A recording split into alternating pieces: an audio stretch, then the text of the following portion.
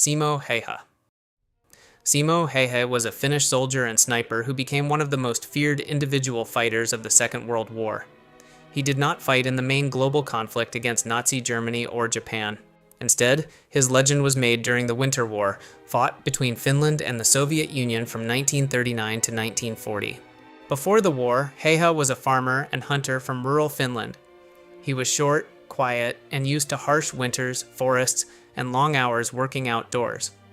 When the Soviet Union invaded Finland in November 1939, Hayha already understood the land better than most soldiers ever could. The conditions were brutal. Temperatures could fall far below freezing. Snow covered the forests. The Finnish army was badly outnumbered, and the Soviet Union had far more men, tanks, aircraft, and artillery.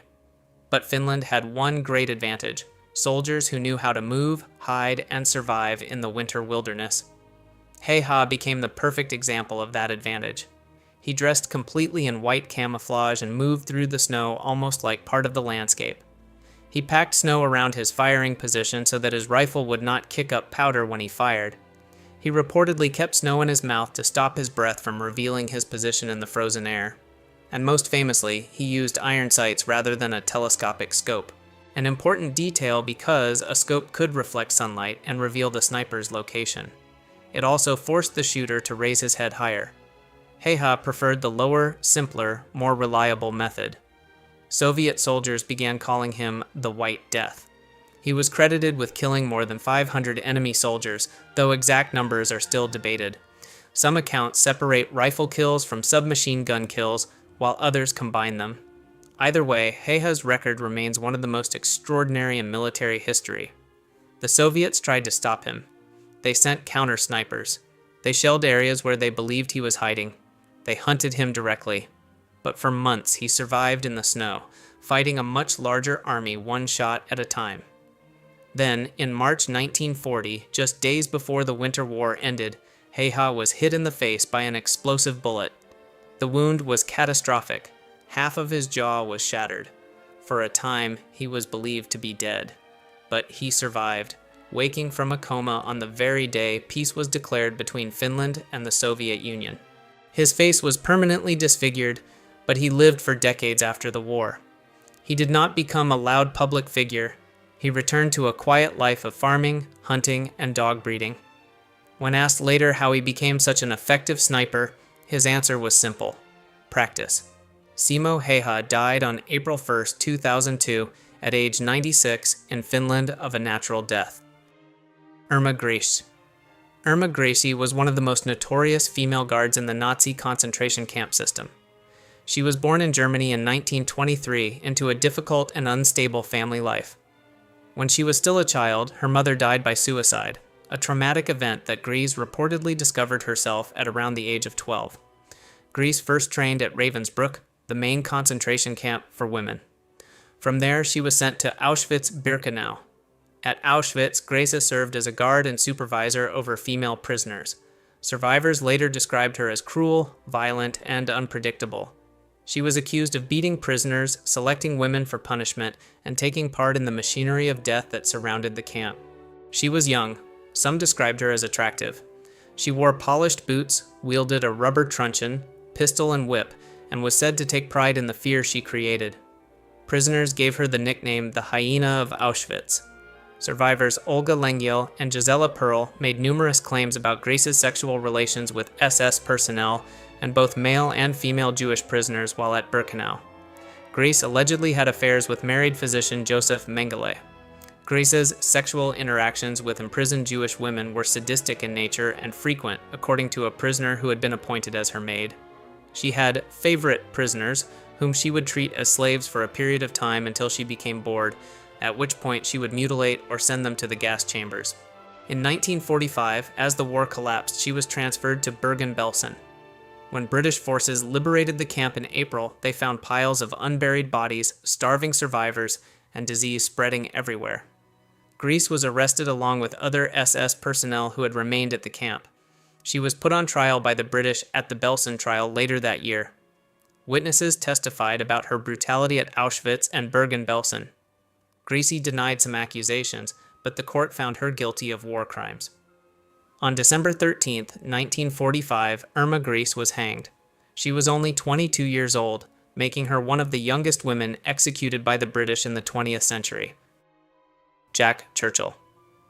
Jack Churchill was a British officer and commando who became famous for fighting the Second World War with weapons from another century. His full name was John Malcolm Thorpe Fleming Churchill, but he was better known as Mad Jack. And unlike many wartime nicknames, this one was not an exaggeration. Churchill served in the British Army before the war, then left for a time and lived an unusual life. He worked as a newspaper editor in Kenya, appeared in films, became skilled with the longbow, and played the bagpipes. When Britain went to war with Germany in 1939, he returned to military service. From the start, Churchill stood out. He went into battle carrying a Scottish broadsword, a longbow, and his bagpipes. At a time of tanks, machine guns, aircraft, and artillery, this was pretty absurd. But Churchill truly believed an officer should inspire his men, and he had no interest in looking ordinary. In 1940, during the fighting in France, Churchill reportedly used his longbow in combat. It is often claimed that he killed a German soldier with it, making him one of the only men in the war credited with a longbow kill. However, Churchill himself later said that his bows had been crushed by a lorry earlier in the campaign. He later joined the British Commandos, the elite raiding forces created for dangerous operations against German-held territory. During a raid in Norway, he played the bagpipes as the attack began, then charged forward with his sword. In Italy and Yugoslavia, he continued leading men in brutal fighting, often at close range. In 1944, while fighting alongside Yugoslav partisans, Churchill and his men were surrounded by German forces. Most of his unit was killed or captured. Churchill was found unconscious, reportedly after playing his pipes during the battle. The Germans captured him and, because of his surname, wondered if he was related to Winston Churchill. He was not. He was sent to a concentration camp for prominent prisoners, then later moved again. But even captivity did not stop him. Churchill escaped, was recaptured, and then escaped again near the end of the war, walking for miles through the Alps until he reached Allied lines. After Germany surrendered, Churchill was sent to the Pacific, where the war against Japan was still ongoing. But before he could see action there, Japan surrendered too. His reaction was typical.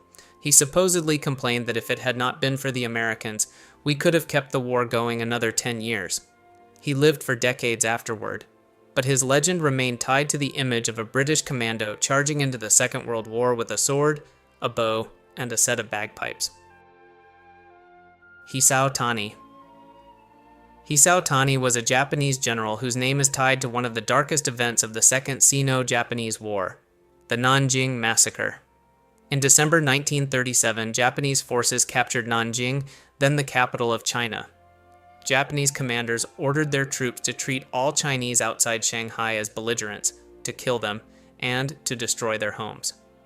Advancing Japanese forces transformed the 170 miles between Shanghai and Nanjing into a nightmarish zone of death and destruction.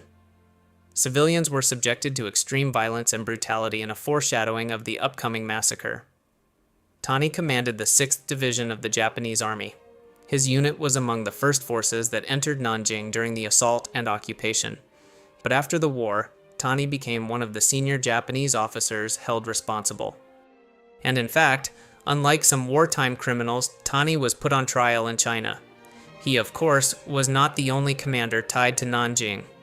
Kasago Nakajima, commander of the 16th Division, wrote in his diary about captives being beheaded and would personally lend his sword to be used in the killings at Nanjing. He was seen laughing as he and his men carried out the massacres. Prince Yasuhiko Asaka was also linked to the infamous order to kill all captives. But Asaka received imperial immunity, and others were dead or tried elsewhere. On trial with Tani was Gunkichi Tanaka, a captain from the 6th Division who personally killed over 300 Chinese POWs and civilians with his sword during the massacre. The court accused him of responsibility for the actions of troops under his command during the capture of Nanjing.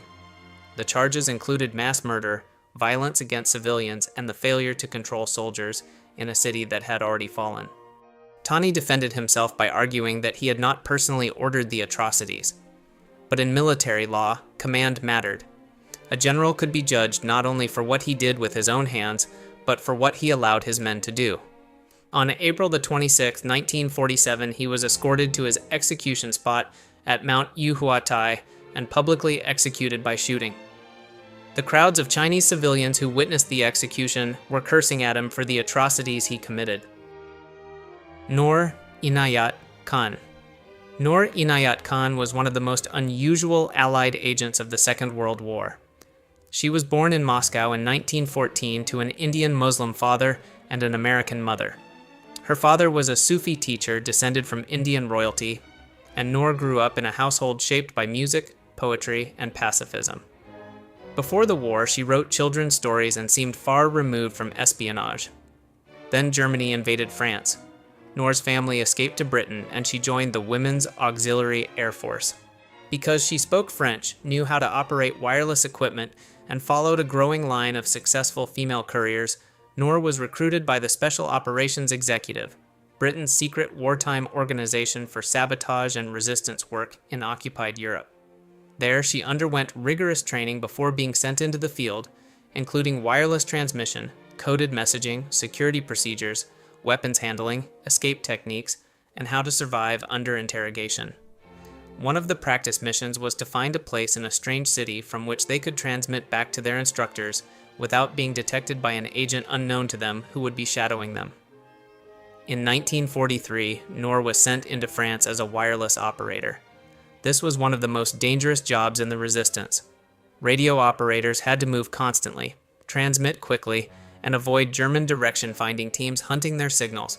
Her network collapsed almost as soon as she arrived. Many agents around her were arrested. Noor was given the chance to return to Britain, but she refused. For months, she remained in Paris, sending messages back to London while the Gestapo searched for her. She was eventually betrayed and arrested by the Gestapo in Paris. Even then, she did not surrender quietly. During one escape attempt, she and other prisoners climbed onto the roof of the Gestapo headquarters, but an air raid alert forced the guards to discover them before they could get away. Noor was later moved to Germany and classified as especially dangerous. She tried to escape again and still refused to reveal useful information about her network. Because of this, the Germans kept her in chains and treated her as a high-risk enemy agent. In September 1944, Noor was taken to Dachau concentration camp and executed. She was 30 years old. Josef Mengele. Josef Mengele was a German SS doctor and one of the most infamous criminals of the Holocaust. He was born in Bavaria in 1911 and studied medicine and anthropology before the war.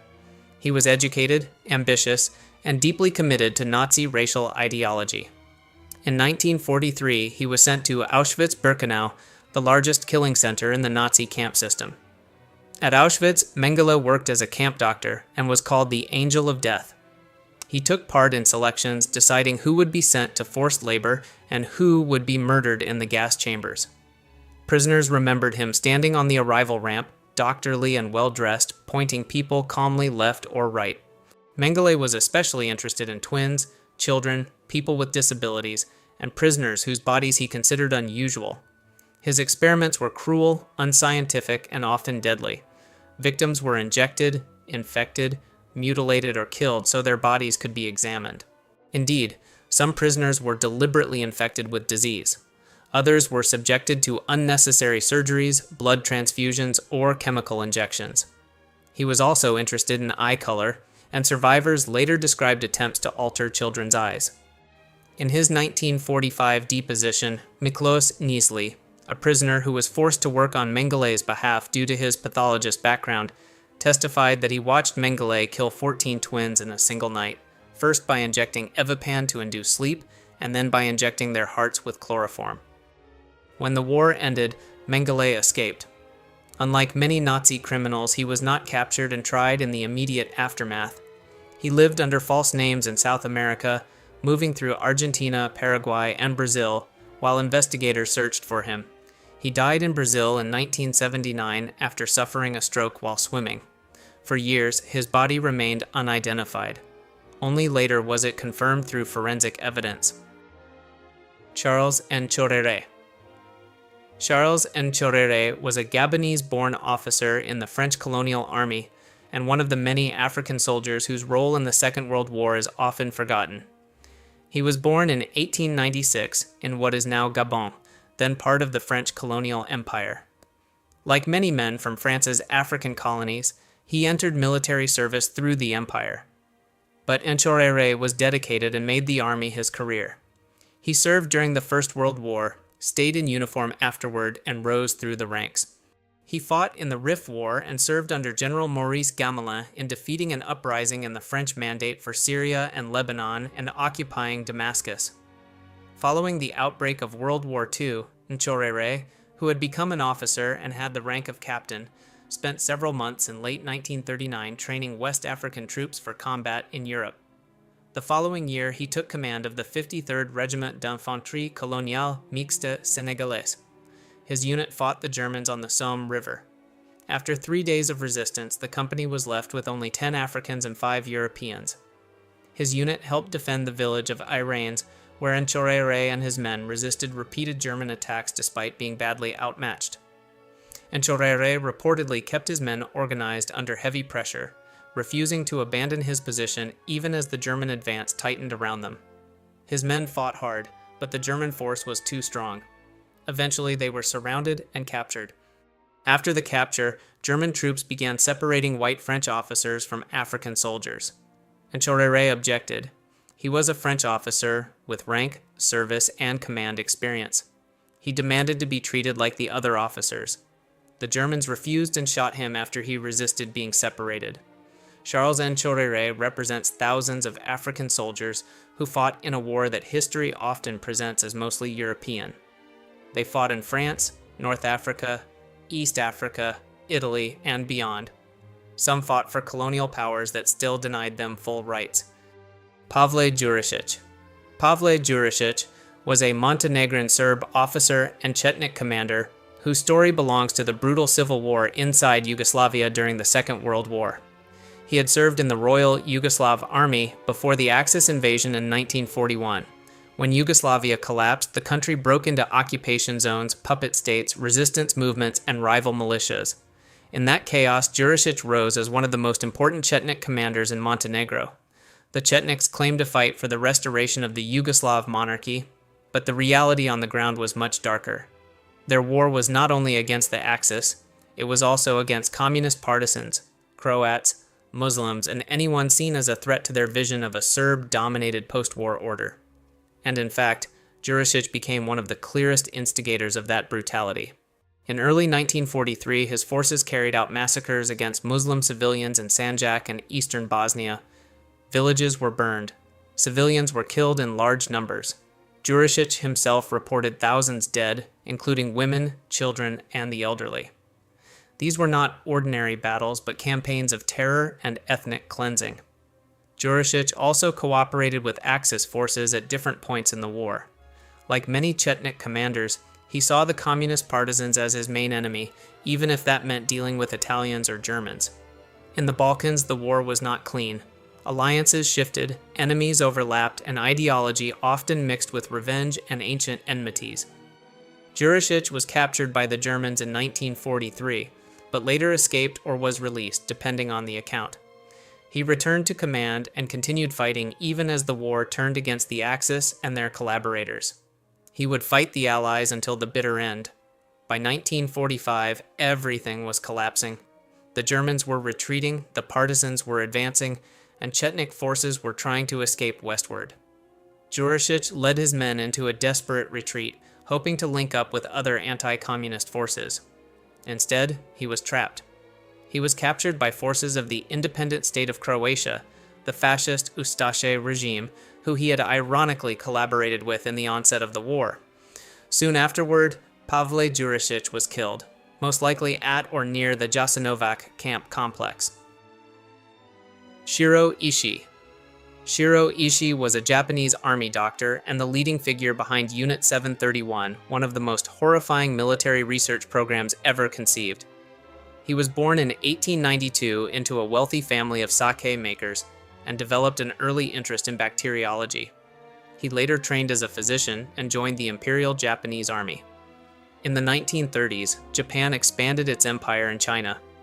There, Ishii was given the space, money, and prisoners needed to build a secret research system. Unit 731 operated in Japanese-occupied Manchuria near Harbin. Officially, it was presented as a water purification and epidemic prevention unit. Ishii was known to have been an ambitious eccentric, a heavy drinker, womanizer, and obsessed with proving that biological warfare could win wars. Chinese civilians, prisoners of war, and others were used as test subjects. They were infected with diseases, exposed to extreme cold, operated on without any consent, and used in experiments designed to study plague, cholera, anthrax, frostbite, and other forms of killing. Ishii also helped develop biological weapons. Plague-infected fleas and contaminated materials were tested as methods of spreading disease. Some attacks were carried out in China, causing an epidemic near Ningbo. Ishii also reportedly showed Hideki Tojo, who would later become prime minister in 1941, films of the experiments over several years. Tojo considered them unpleasant and eventually stopped watching them. At the Khabarovsk trial, after Japan surrendered in 1945, former Japanese officials described Ishii as the driving force behind the program. Ryuji Kajitsuka testified that Ishii had pushed the idea of bacteriological warfare since 1931. Ishii did not face the kind of public trial that many Nazi doctors did. Instead, American authorities granted immunity to several Unit 731 figures in exchange for their research data. He avoided execution and lived after the war. During the Korean War, Ishii reportedly traveled to Korea to take part in the U.S. Army's alleged biological warfare activities. He died in 1959. Nancy Wake. Nancy Wake was one of the most successful Allied agents in occupied France. She was born in New Zealand in 1912 and raised in Australia. Before the war, she worked as a journalist in Europe. She saw the rise of Nazism up close, including violence against Jews in the streets of Vienna.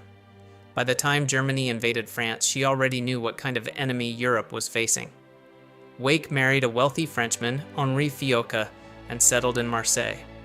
After France fell in 1940, she joined the resistance. At first, her work involved helping Allied soldiers, Jewish refugees, and escaped prisoners move through safe houses and across borders. The Gestapo struggled to catch her and gave her the nickname the White Mouse. Eventually, the danger became too great. Wake escaped across the Pyrenees into Spain, then made her way to Britain. There, she joined the Special Operations Executive, the British organization that trained agents for sabotage and resistance work. She learned weapons, explosives, survival, and parachuting. But this is where her legend really begins. In April 1944, Wake parachuted back into occupied France as part of a 3-person SOE team.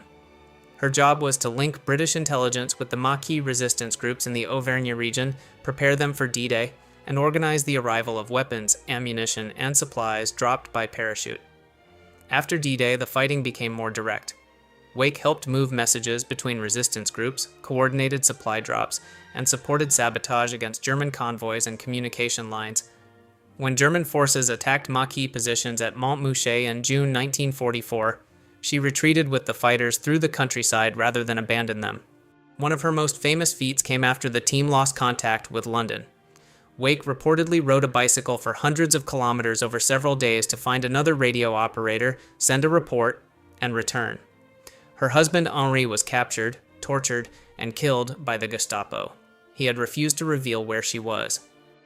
Nancy Wake survived the war and became one of the most decorated servicewomen of the Allied side. She died on the 7th of August 2011, aged 98. Oskar Dirlewanger. Oskar Dirlewanger was one of the most brutal commanders in Nazi Germany's armed forces. He was born in 1895 and served in the German army during the First World War, where he was wounded several times. According to his German biographer Knut Stang, Dirlewanger's World War I frontline experiences and their violence and barbarism determined his later life and terror warfare methods. Afterward, he became involved with extremist politics and eventually joined the Nazi movement.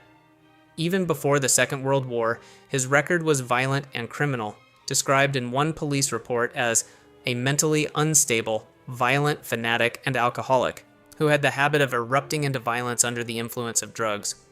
During the war, he was given command of a special unit that became known as the Dirlewanger Brigade.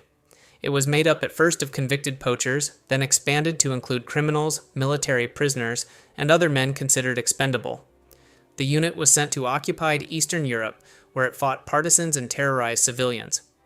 In practice, anti-partisan warfare often meant massacres, burning villages, looting, and murder. Dirlewanger's men became infamous even by SS standards. Reports of its behavior were so extreme that even some Nazi officials were disturbed by him. That did not stop the regime from using him. In 1944, during the Warsaw Uprising, Dirlewanger's unit was sent into the Polish capital. There, it helped crush the resistance with extraordinary cruelty. Civilians were killed in huge numbers. Hospitals, homes, and shelters became targets. The fighting in Warsaw became one of the most savage episodes of the war. Dirlewanger survived the fighting, but not the collapse of Germany. In June 1945, he was captured by French forces. Soon afterward, he died in custody, reportedly beaten to death by Polish guards or former forced laborers. The exact details remain debated. Witold Pilecki. Witold Pilecki was a Polish cavalry officer, resistance fighter, and one of the few people in history who deliberately entered Auschwitz. He was born in 1901, when Poland was still divided between empires. As a young man, he fought in Polish forces and later became an officer. When Germany invaded Poland in 1939, Pilecki fought in the campaign and then joined the underground resistance. By 1940, the Germans had created a new camp at Auschwitz. At first, the outside world knew little about what was happening there. The Polish resistance needed information, and Pilecki volunteered to get it from the inside. In September 1940, he allowed himself to be arrested during a German roundup in Warsaw. He was sent to Auschwitz under a false name. Once inside, he began organizing a secret resistance network among prisoners. His network gathered intelligence, shared food and clothing when possible, helped prisoners survive, and sent reports to the Polish resistance outside the camp. Those reports became some of the earliest detailed accounts of Auschwitz. Pilecki hoped the Allies would attack the camp or support an uprising. That help never came. After nearly 3 years inside Auschwitz, he escaped in 1943 with 2 other prisoners. He continued fighting in the Polish resistance and later took part in the Warsaw Uprising of 1944. After the war, Poland fell under communist control. Pilecki gathered information on the new Soviet-backed regime and reported to the Polish government in exile. To maintain his cover identity, Pilecki lived under various assumed names and changed jobs frequently. He worked as a jewelry salesman, a bottle label painter, and as the night manager of a construction warehouse. However, in July 1946, he was informed that his identity had been uncovered by the Ministry of Public Security. In 1947, he was arrested by the communist authorities, tortured, and accused of espionage. In 1948, Witold Pilecki was executed with a shot to the back of the head at the Mokotów prison in Warsaw.